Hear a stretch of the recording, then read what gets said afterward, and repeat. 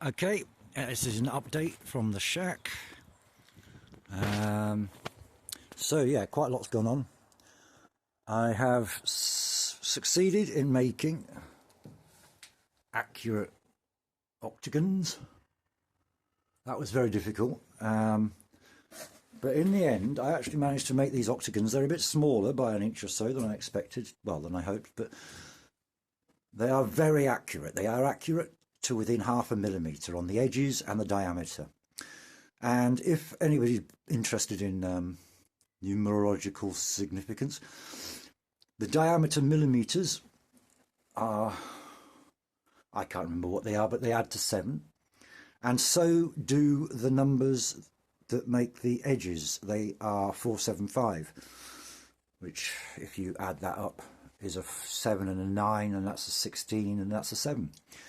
So there we are. Anyway, right, so I've done that, and I am absolutely quite blown away by the numbers, because I didn't know that was happening.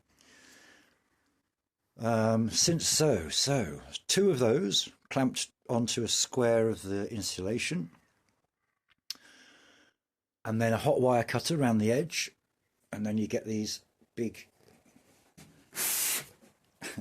hexagons. One of the main worries I had about this, recent worries about this design, was that when it was put together you'd get that squeak of plastic or polystyrene or anything like that. Anyway, you don't.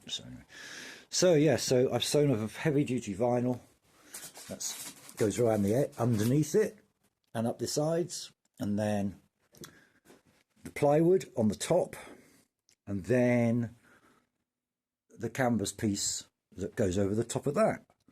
And I'm just waiting for some Velcro in the deliveries, some Velcro along here, and the top will come down and I'll be able to pull it tight. But it is working. Like, that's the accuracy of this, how that's working, and I'm pretty pleased with my results, to be honest. Inside there I've sealed all those stitches with hot glue. It's not the best thing to use, but anyway, I was just experimenting with hot glue. And on the top cover I've got a top stitch that runs in from here, but I haven't got that on the bottom because the bottom's the bottom. I want it to be waterproof. I want this to actually be able to, this is a piece of the floor, this is the central piece of the floor and the first piece of the project, and the floor needs to,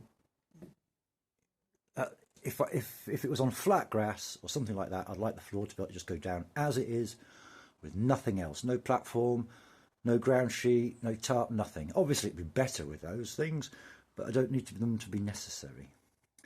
Anyway, I'm taking photographs. I don't know quite how to get them onto YouTube. I suppose I'll have to make some kind of, what do you call it? I can't remember, a slideshow. Anyway, I'm a bit busy for that.